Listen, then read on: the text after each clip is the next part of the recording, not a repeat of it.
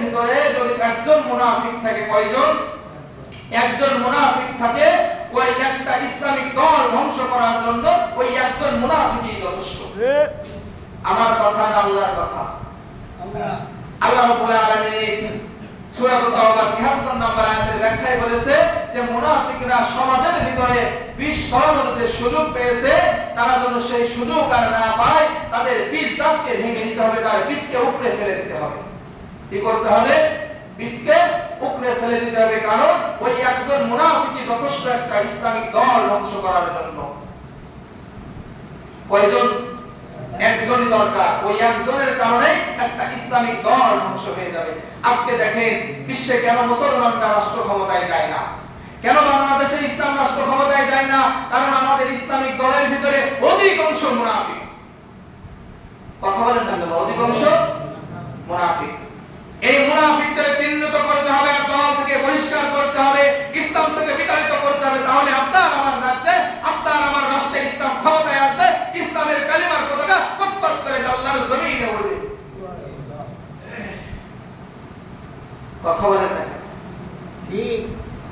সর্বপ্রথম আমাদের কাজ হলো মুনাফিককে চিহ্নিত করা, মুনাফিকদেরকে বাহির করা, এবং তাদের বিরুদ্ধে যে পরিমাণ স্টেপ নেওয়া দরকার, যে পরিমাণ নেওয়া দরকার আপনাকে আমাকে নিতে হবে। তাহলে আপনি আমি যদি চাই আল্লাহর আইন আল্লাহর জমিনে, অবশ্যই আপনি আমি বাস্তবায়ন করতে পারবো, তাছাড়া সম্ভব নয়।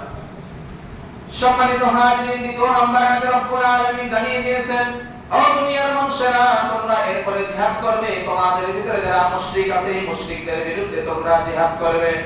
সূরা তাওবার ৫ নম্বর আয়াতে রব্বুল আলামিন বলেন, فَإِذَا سَلَخَ الْأَشْهُرُ الْحُرُمُ فَاقْتُلُوا الْمُشْرِكِينَ حَيْثُ وَجَدتُّمُوهُمْ وَخُذُوهُمْ وَاحْصُرُوهُمْ وَاقْعُدُوا لَهُمْ كُلَّ مَرْصَدٍ فَإِن تَابُوا وَأَقَامُوا الصَّلَاةَ وَآتَوُا الزَّكَاةَ فَخَلُّوا سَبِيلَهُمْ إِنَّ اللَّهَ غَفُورٌ رَّحِيمٌ। রব্বুল আলামিন জানিয়ে দিয়েছেন, নিষিদ্ধ মাস অতিবাহিত হলে, অর্থাৎ যে সমস্ত মাসে যুদ্ধ করা নিষিদ্ধ আছে, এই নিষিদ্ধ মাস অতিবাহিত হলো, মুশরিকদেরকে যেখানেই পাবে তোমরা সেখানেই তাদেরকে হত্যা করবে। কি করবে? হত্যা করবে। যদি এই মুশরিকদেরকে বাহির করা হয়, গোপন যুদ্ধের একটা দল আছে তাদেরকে বহিষ্কার করা হয়েছে, যদি এদের দিকে তাকানো হয়, কোরআনের আয়াতের সাথে তাদের জীবন বাস্তবায়ন মিলে যায়, তাদেরকে আল্লাহ রাব্বুল আলামিন হত্যার কথা বলে দিয়েছে। কি করেছে? তাদেরকে হত্যার কথা বলে দিয়েছে।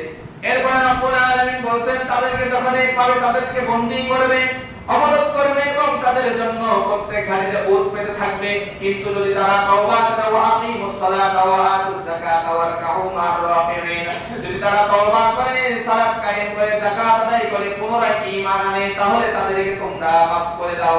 ইন্নাল্লাহা গফুরুর রহিম, নিশ্চয় আমি আল্লাহ রাব্বুল আলামিন পরম দয়ালু ও ক্ষমাশীল। পরম দয়ালু ও ক্ষমাশীল বলছে, মুশরিকদেরকে যেখানেই পাবে তোমরা হত্যা করবে, কাফেরদেরকে যেখানেই পাবে হত্যা করবে, মুনাফিকদেরকে যেখানেই পাবে তোমরা হত্যা করবে। কিন্তু যদি তারা ঈমান আনে, সালাত কায়েম করে, যাকাত আদায় করে, রুকুকারীদের সাথে পুনরায় আবার রুকু করে ভালো হয়ে যায়, তাহলে তোমরা তাদেরকে মাফ করে দাও, কারণ আমি রব্বুল আলামিন পরম দয়াশীল ও ক্ষমালু, দয়ালু, আমি তাদেরকে মাফ করে দিয়েছি। বলেন সুবহানাল্লাহ।